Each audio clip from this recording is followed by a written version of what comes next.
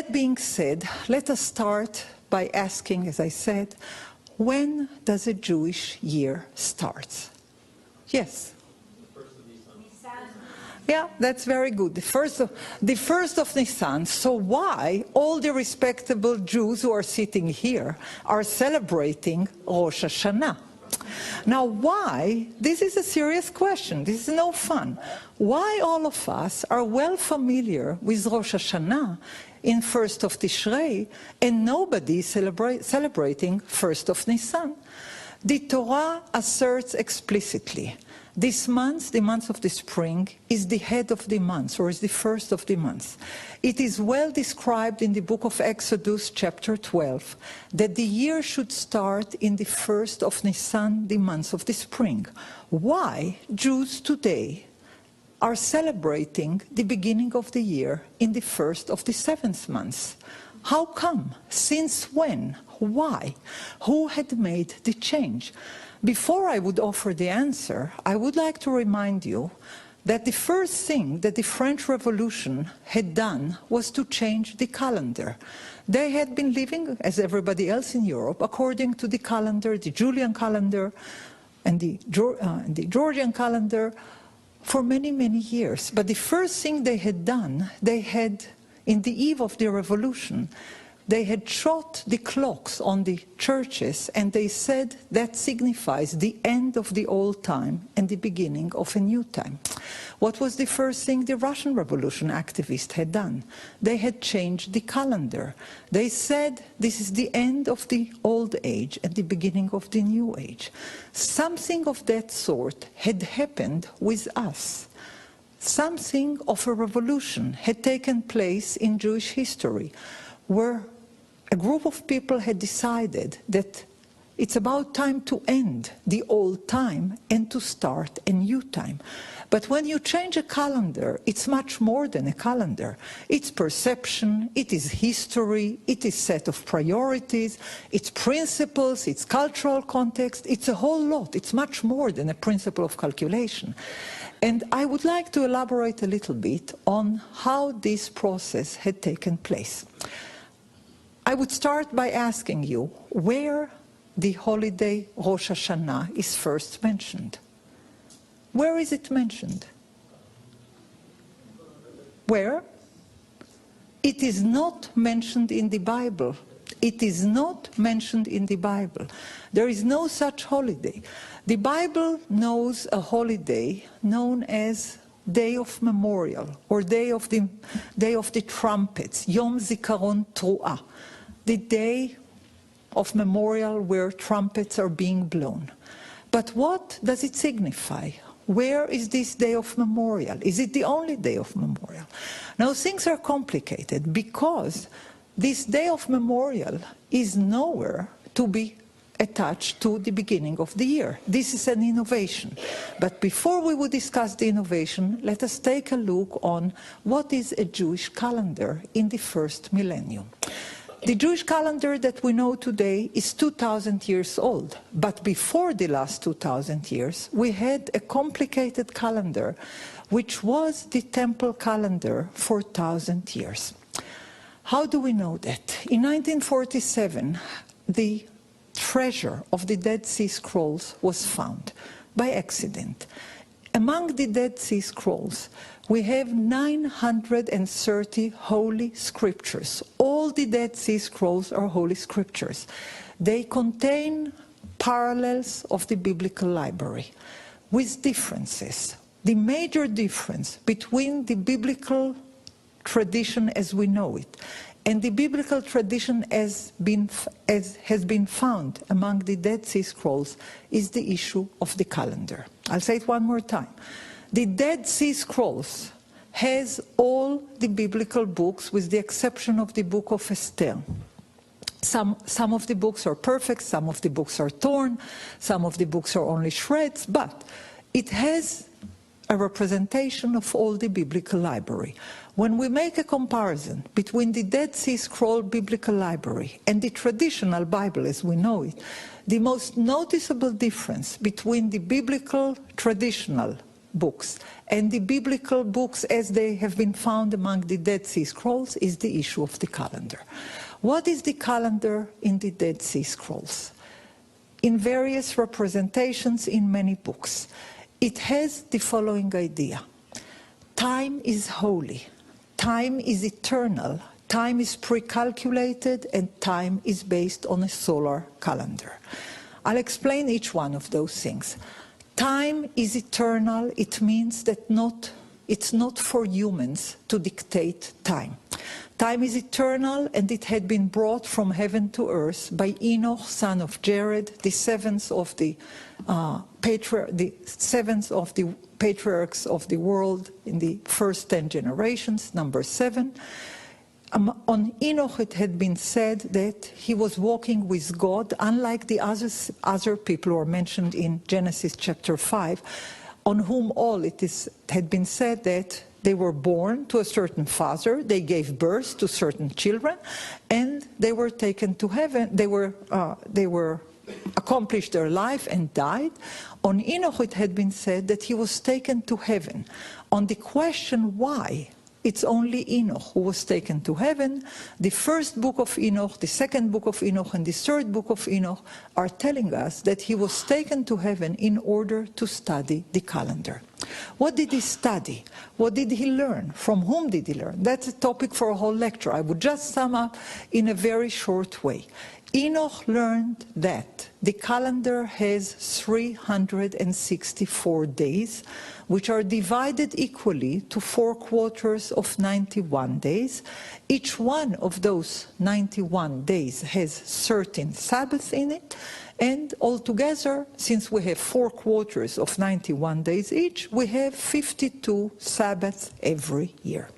This is a pre-calculated calendar, referring to the solar calendar of 365 days. But it is not 365, it's 364. Why? Moses had told us that the Jews are, as you know, am kshe oref, are troublesome. They couldn't be like everybody else talking about 365 days calendar. They had to have 364. Why is that? Because they needed a calendar that is divided by 7, a calendar of Shabbatot, a calendar of Sabbath, that would reflect the unique Jewish unit of time, which is the unit of 7 days. It is of the highest importance to understand it, because Jewish time is consisted of 2 different systems, the audible time and the visible time. Audible time refers to number 7. Anything which has to do with 7 is audible time. Every 7 days is a Sabbath. Every first 7 months of the year, a year starts in Pesach, in the months of Pesach, every first 7 months of the year, there are 7 holidays. All the biblical holidays are all in the first 7 months of the year, between the months of the spring to the months of the autumn, from the first to the 7 months. All the holidays together with the 52 Saturdays are consisting of 70 days. Every 7th year there is a sabbatical, and every 7/7 of year there is a jubilee. The common denominator to all those 7-fold calculation is that none of them is visible. All those distinctions are audible, and they are the content of the covenant. This is explicitly said in the book of Jubilees and in the book of Enoch, and it is well asserted in the Bible, of course, but usually we don't consider that in this system, that 7-fold time is the time of the covenant. And what is the content of this 7-time division? It is that every 7 days, every 7 holidays, every 7 months, every 7th year, and every 7/7 of year, we have to resign our sovereignty, we have to stop working, we have to decline all human right to change nature, because that's the meaning of Shabbat, Shemitah, and Jubilee. Shemitah is a fallow year, Shemitah is the sabbatical year. The meaning of those time divisions is that human beings are giving up their right to work, to change, to make money, to affect nature. They are striking from work. They are Shabbating, if you wish to make it a verb. They are not doing anything. They are doing only one thing. They are convening together to study the law. Because in the 7 festivals of the Lord, and in every Sabbath, and in the Jubilee year and the sabbatical year, the idea is that you are not working, but you are taking the free time in order to study. We may want to reflect on the following fact. In antiquity, there were many nations which were far stronger and far bigger than the Jewish people. Assyrians, Babylonians, Egyptians, not Egypt of today, but hieroglyphic Egyptians, all those were mighty people, highly cultured people. No one today is speaking Assyrian. Nobody is cursing in Babylonian.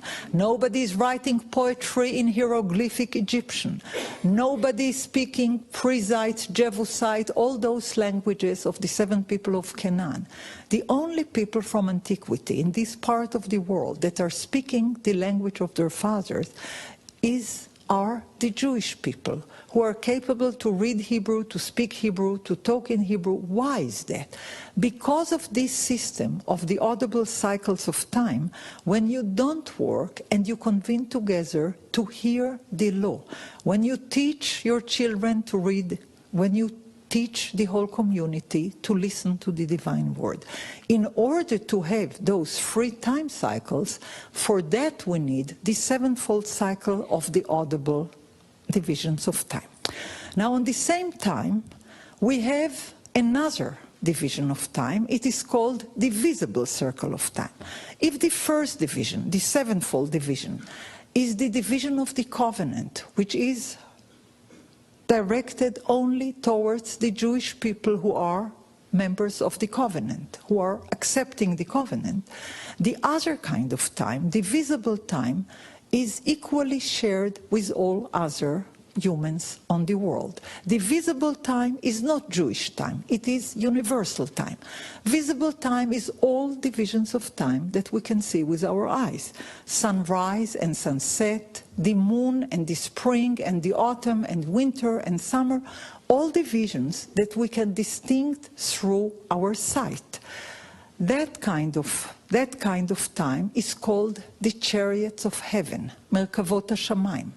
The first division of time, the 7-fold cycles, is called Mo'adei Dror, times of liberty.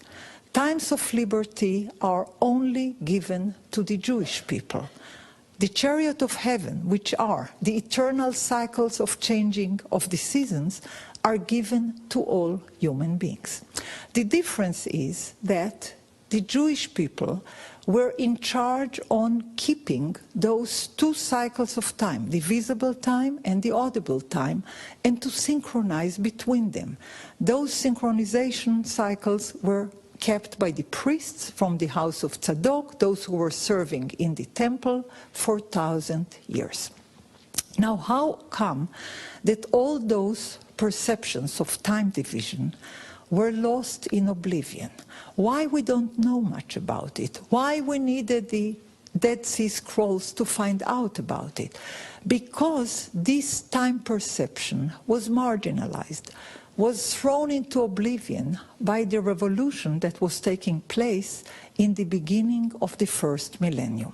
But it was more complicated than that, because if for 1,000 years the priests were keeping the time cycles through the holy watches, which are detailed in 1 Chronicles chapter 24, if they were keeping those time cycles as it is attested among the Dead Sea Scrolls, why it had stopped? What happened? Now, how it had stopped, you know without knowing it, because everybody sitting here had heard about the holiday of Hanukkah. But most of us don't know that Hanukkah is a very complicated holiday.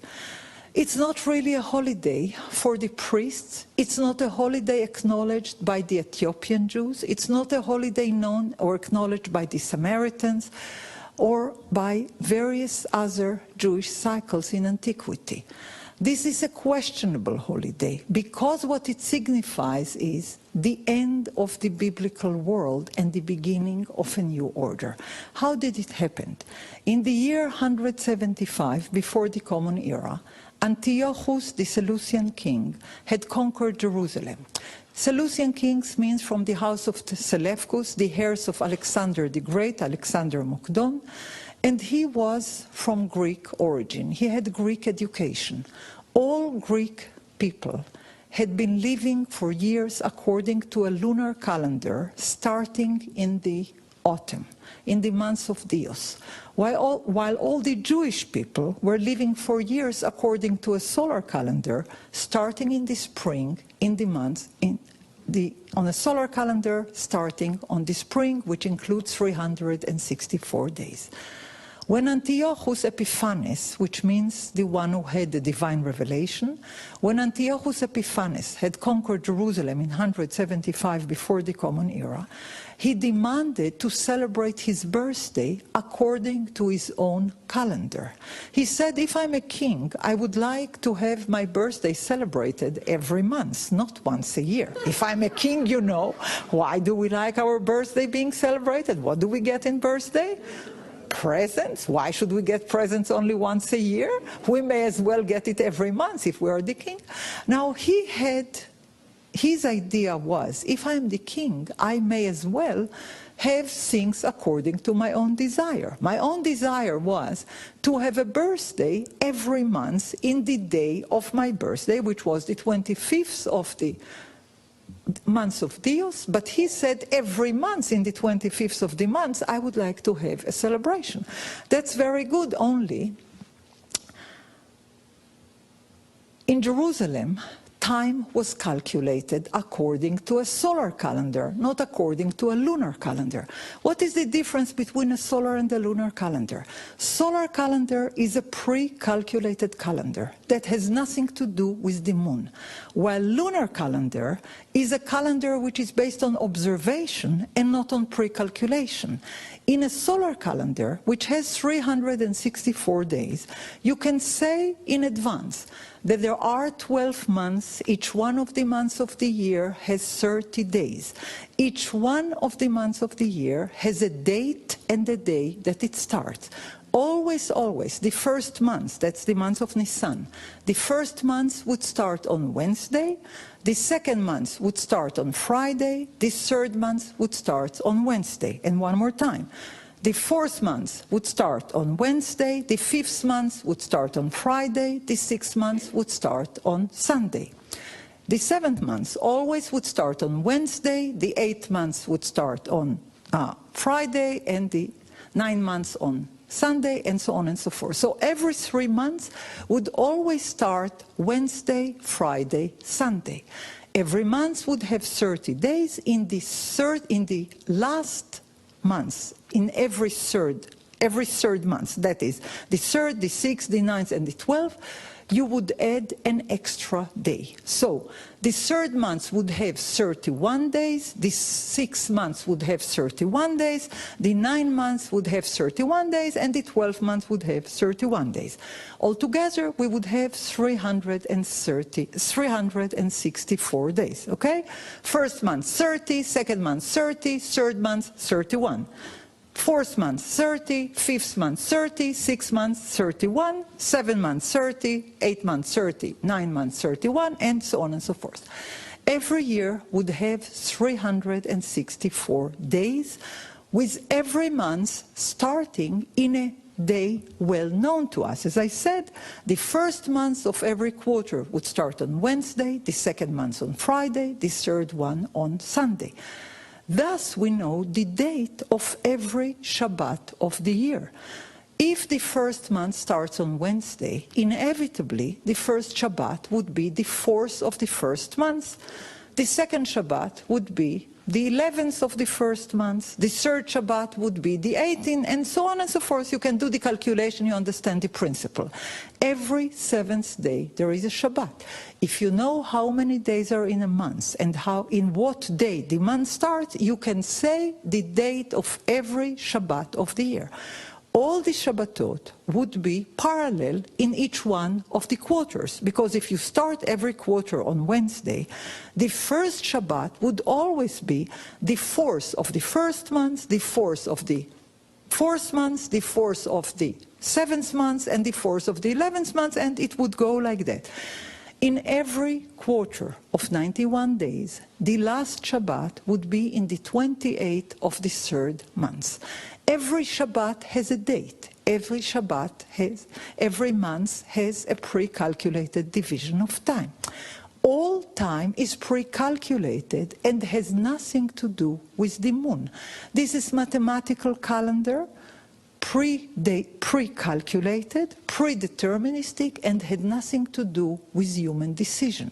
It had been brought, as I said, according to the priestly law, it had been brought from heaven by Enoch, son of Jared, was transmitted to his son Methuselah. His son Methuselah transmitted it to his son Lamech, so we're told in the Dead Sea Scrolls. Lamech had passed it to the brother of Noah, his name was Ner, and Ner had passed it to Melchizedek, the one who meets many generations afterwards, Abraham, and teach him the calendar. That's the priestly alternative memory to the biblical memory that we know. But the major thing is about the calendar. The calendar is the basis of all Jewish memory. The calendar is the basis of the temple worship. The calendar is the foundation of the covenant. But as I said, when Antiochus came to Jerusalem in 175 before the Common Era, he said, I am the king and I will implement my own calendar.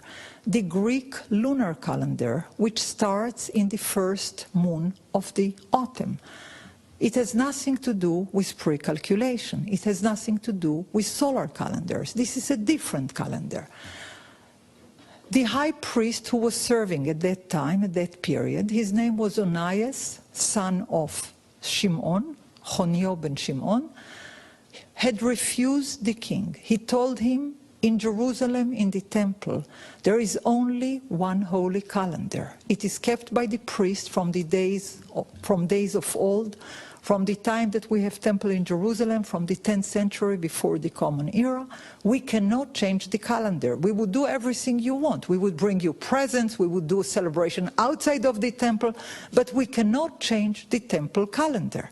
Well, the king was not tolerant, nor was he democratic. He said, behead him or, kick him out of office. Onias had to run for his life. He was murdered later, but he had to run from his life. The king had nominated his brother, Jason, who had agreed to make some kind of a compromise. It didn't work because you cannot synchronize between the solar calendar, which is pre-calculated, and the lunar calendar, which is working on observation. And it didn't work, and Jason was murdered too, and it was hard time, and was exchanged by a non-priest called Menelaus, and he was exchanged by another person. His name was Alkimos, and that's the time when the Hashmonean War starts. The Hashmonean War was against the Jews who were officiating in the temple, not against the king. It was against the Mityavnim, the Hellenized Jews who had accepted Antiochus' ideas about time, which was contesting the Jewish tradition of time. There was a war between 167 to 164 before the Common Era, and the war ended because Antiochus died in Persia, far away from the war zone, and they had hoped that a new regime would start without imposition of the calendar. But that was not the case. There was a decade of chaos, and different people and different parties were trying to conquer the temple. At the end of this chaotic decade, Jonathan, the son of Matityahu, was nominated to a priest, to a high priest. It was not his position, because the high priesthood was always kept to the people of the family of Yedaiah, which are direct descendants of Aaron. The Hashmoneans were not belonging to this family. Jonathan was nominated by the Greek king Alexander Balas. his brother, Simon, was nominated by the Greek king Demetrius. The Greek kings had demanded that the lunar calendar would be imposed. So the famous Hashmoneans, which are usually delineated as heroes and as liberators, were no heroes and no liberators. In fact, they were traitors from the point of view of the priest. They called them sons of darkness because they accepted the lunar calendar. They didn't have a choice. If the king said, if you want to officiate in the temple, you have to accept the lunar calendar. Those who resented this compromise were called the priests from the house of Tzadok, or the Zadokite later. They were calling themselves sons of light. The difference between light and darkness was the difference between solar calendar and lunar calendar. If you accepted the solar calendar, these 364 days, you were sons of light. If you accepted the lunar calendar, the one that had no fixed number of days, you were sons of darkness. The war between sons of light and sons of darkness, was the internal Jewish war between people who had kept to the ancient order of the temple, holy time, and people who made compromise with the new political situation where the Greek kings had imposed their will on Jerusalem and on the land through the Hashmoneans who were officiating as priests. The old priesthood, the Zadokite priesthood, had resented it profoundly. They hated the new unofficiated priest, and the new priesthood, the Hashmoneans, had hated the old priesthood, the Zadokite priest. It was an internal Jewish fight, a very profound fight. At the end of it, the Romans came and had made a new decision. For 120 years, the Hashmonean kings were ruling in a very horrible way. They were assassinating each other, they were assassinating mothers and brothers, they were imposing Greek culture in various ways, and they were much resented by the members of the old regimes who defined themselves HaKohanim Bnei Tzadok ve'Anshei Britam, the priests from the house of Tzadok and the members of their covenant. For 120 years, they were fighting not with swords, with literature. Much of the literature that had been found among the 930 scrolls in the Dode Zee Scrolls is the literature written by the priests from the house of Tzadok against the priests from the house of Hashmonai. But in the year 67 before the Common Era, the Romans were conquering Jerusalem according to the invitation of one of the kings of the Hashmoneans who was fighting with his brothers. Antigonus and Aristobulus were fighting with each other. One of them had summoned the Roman soldiers who were in Syria. Rome had conquered the land of Israel in the year 67 before the Common Era. The Romans had their own idea about how time should be calculated, because every new regime has its own ideas what time should be like, what calendar should be like. You're all familiar with the result of the Roman conquest, because you're all familiar with the Julian calendar. That's the basic calendar, the civil calendar that we're living according to. But very few of us are familiar with the fact that this Julian calendar was calculated in the year 45 before the Common Era as a result of the Roman conquest of the land of Israel and Syria and Egypt. They said we can't work with those lunar calendars because you cannot pre-calculate anything. We don't know in which day the moon would rise and at what day should we collect taxes and pay salaries. We need a workable system which could be pre-calculated. Julius Caesar, then he was not Caesar, he was only a king, Julius was convening in Alexandria scholars of all denominations and all religions. They set number of years and they devised the 365 and a quarter calendar. You know, that's the reason that every February we have, every 4th February we have an extra day. That's the quarter, because you cannot have a quarter of a day in the calendar, so every 4th year you have to have 29 days in February.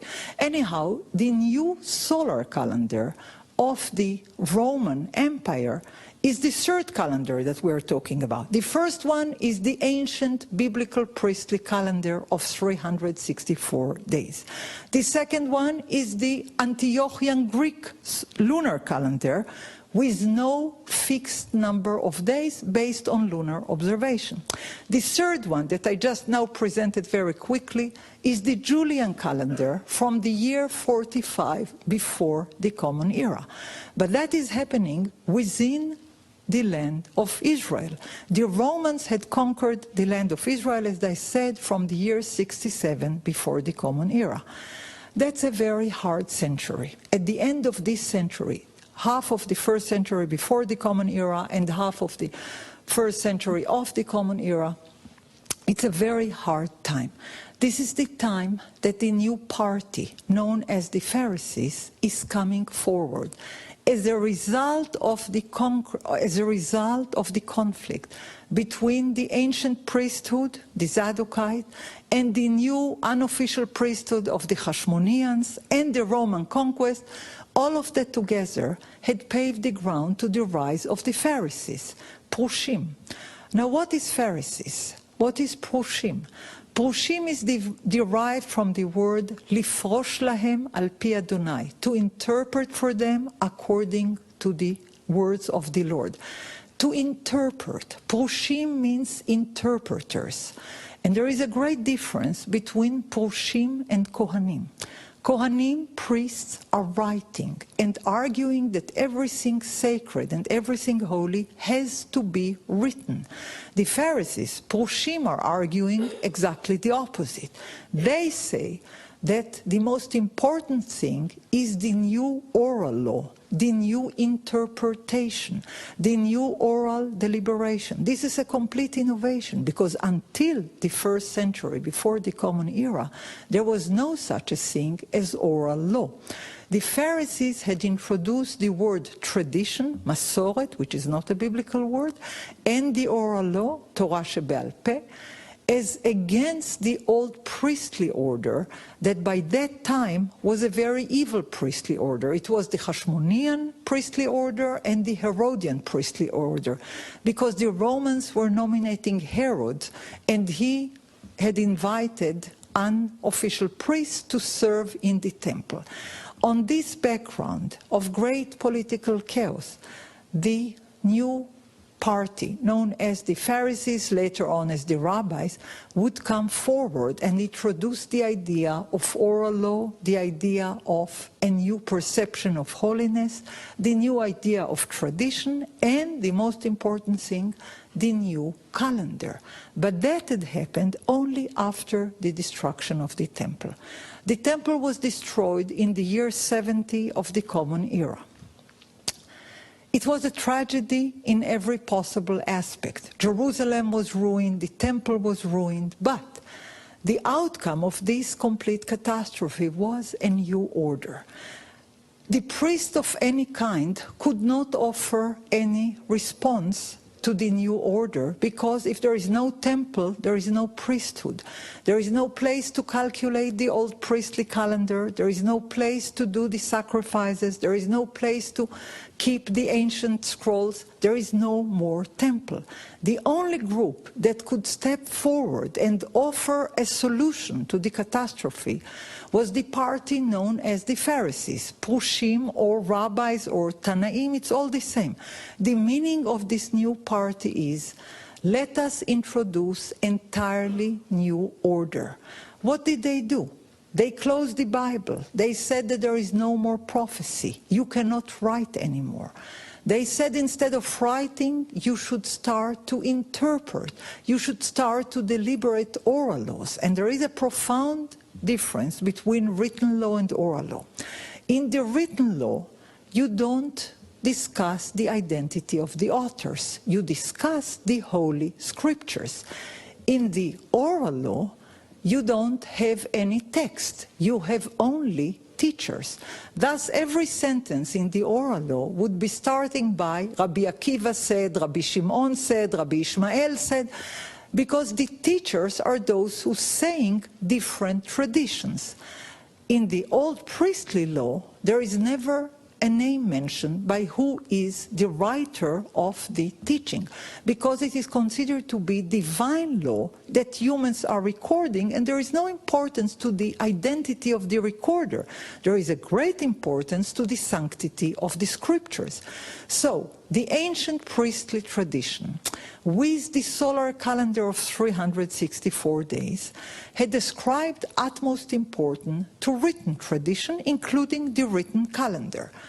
The new group, the Pharisees, the rabbis, had ascribed the highest importance to oral deliberation, to interpretation of the legal scriptures, and they said that they have to be sealed. There is no such idea in the biblical collection itself. There is no reason why the Bible should be sealed. Why what had been written for a millennium should stop to be written. What is the last biblical work in our collection of the Bible? It's the book of Daniel. It was written in the year 165 before the Common Era, before the results of the war with Antiochus. 165 before the Common Era is the last biblical book. He is telling us in a literary way about the conquest of Antiochus. He's talking about a king who came forward and had desired to change laws, order, and calendar. That's Daniel chapter 7. However, from the time of Daniel, 2nd century before the Common Era, to the time of the sages, early 2nd century of the Common Era, 3 calendars had changed. The ancient priestly calendar was dismissed. The new Antiochian Greek calendar was introduced for 120 years in the time of the Hashmoneans. 3rd calendar was the Roman calendar of 365 and a quarter days, introduced in the year 45 before the Common Era. And after the destruction, the sages said the following: we don't want to live according to the Roman calendar. We want to keep our own identity. We cannot live according to the priestly calendar because there is no more temple, there is no more service, there is no more sacrificial service. There is no more point to keep the ancient priestly calendar when only priests can calculate divisions of time. We need a new calendar. So then they devised a new calendar, which had a unique principle among all the calendars in the world. The principle is, we will never tell you anything. We will never tell you how many days are in a year. We will never tell you how many days are in a month. We would never tell you what's the principle of calculation. We would keep it all secrets, and we would nominate Beit Din, we would nominate a court of law that would decide and decree it according to our own decision, not according to any pre-calculation, not according to any preset principles. We would decide when the months would start and when the months would end. We would decide. Now, when did they decide it? When is it first mentioned? In Mishnah Rosh Hashanah. Rosh Hashanah as a holiday is first introduced in Mishnah Rosh Hashanah. Mishnah is the literature of the sages. It was written down much later, but it was orally kept and orally recited from the early 2nd century of the Common Era. What do they say in Mishnah Rosh Hashanah? They tell us in a very complicated way that in fact there are 4 Rashei Shana. There is not only one Rosh Hashanah, there are 4 Rashei Shana, heads of the years. And they start to tell you all kind of legend. There is this kind of Rosh Hashanah, there is that kind of Rosh Hashanah. But I ask you a simple question. When you are paid taxes, do you choose to pay according to your Rosh Hashanah, or the government is telling you, well, you would pay taxes with all due respect according to the calendar of the country where you live? That exactly was the system with the Romans, with the Greeks, with the Egyptians, with the Persians. The government is dictating the calendar, always and everywhere. Now, every individual group may choose to have its own calendar as an addition, but you pay taxes according to the ruling government and not according to your own religious identity. Now, if you would ask today, where do you think the people who set the calendar in the state of Israel are sitting? In which office would you suggest? Which one? No, but in which government, in which office of the government, the people who decide the calendar are sitting?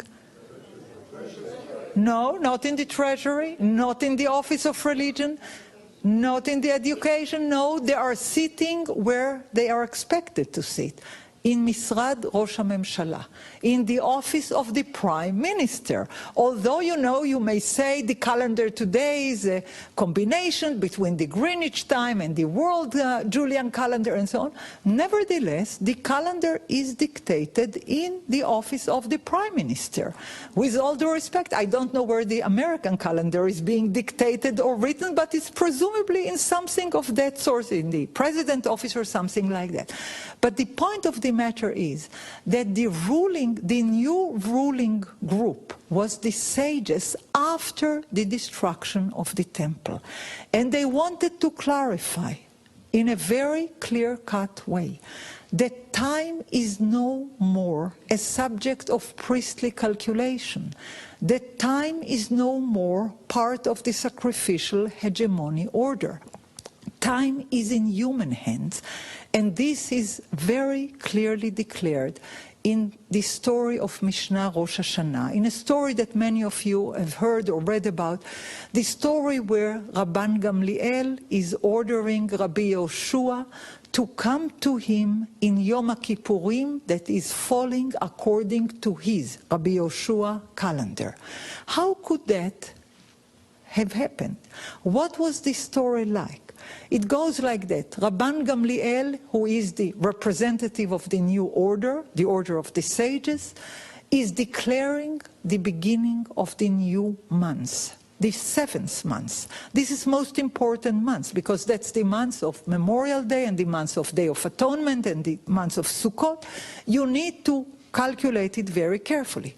For 1,000 years, the 7th month always started on Wednesday. So the first of the 7 months, Memorial Day, would always be on Wednesday. Thus, Yom Kippurim, Day of Atonement, inevitably would always be on Friday. That's why it's called Shabbat Shabbaton. Always would be on Friday. Sukkot, which is in the middle of the month, would always be on Wednesday. Rabbi Yoshua, who was a Levi, wanted to help Rabban Gamliel to declare the month starting on Wednesday. But Rabban Gamliel had received a testimony on the new moon, which had caused him to err in his calculation. Rabbi Yoshua is trying to convince him that he should change his ruling. But Rabban Gamliel says to him, I don't want to hear what you have to say. It doesn't matter if you are right or wrong. I am the order now, and I would dictate when the month would start, even if I'm wrong. I would dictate it. Rabbi Yoshua is crying bitterly because he understands that that's the end of the priestly order. Rabban Gamliel is telling him, not only you would accept what I say, you would come to me in Yom Kippurim according to your own calendar, in the Day of Atonement according to your own calendar. You would come to me with your money and with your purse, with your cane, and you would do everything that you may not do in Yom Kippurim in order to show that it is not Yom Kippurim according to the old calendar, but it is Yom Kippurim according to the calendar that I dictate. Rabbi Yoshua is crying bitterly because he realized the consequences of that decision. This is the end of the old order. He's crying, and the student, Rabbi Akiva, is telling him a very important insight. He's telling him the following: let me offer you an interpretation on the key verse of the calendar. In the book of Leviticus, chapter 23, it is said, and I'll say it in Hebrew and then I'll translate it, Ele mo'adei Adonai mikra'ei kodesh asher tikra'u otam b'mo'adam. Those are the holy days of the Lord, holy festivals in their appointed time that you should call according to their appointed time, those are the holy days of the Lord. Now Rabbi Akiva said, instead of saying, those are the holy time of the Lord, that you should call in their appointed time, he said, you, even if you are mistaken, you, even if you are erring, you, even if you are deliberately mistaken, you would decree the time and not anybody else. Now, what does he do? For that, we need a tiny bit of Hebrew.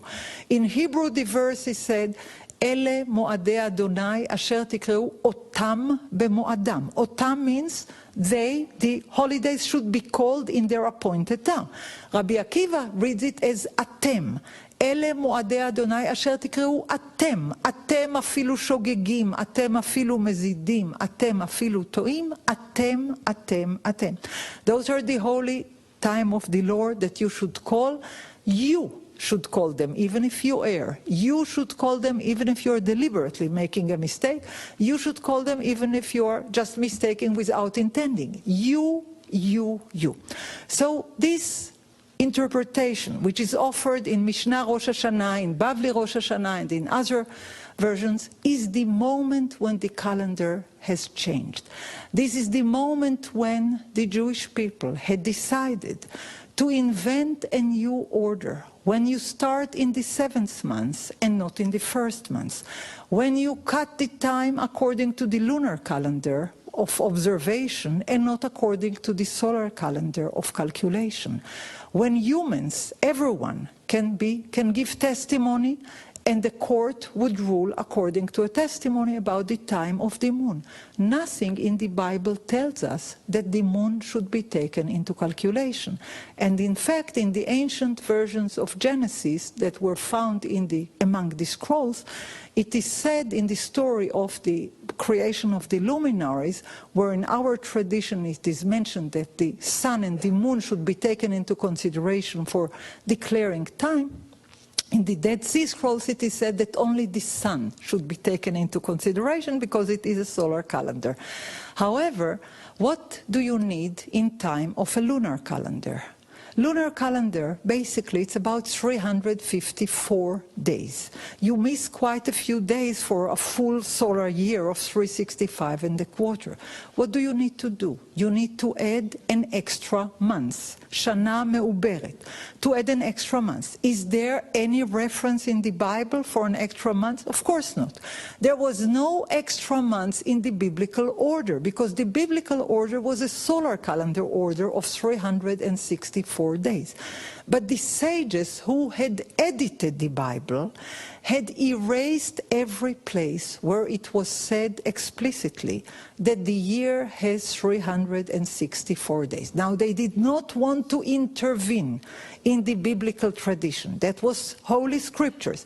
But the only topic that they took the freedom to intervene in the text is the matter of the calendar, where in our traditional story of Noah, the story of the flood, if you'll read it carefully, you'll see that it is a story of a calendar. It is mentioned when Noah started the voyage, when he ended the voyage. It is a whole year.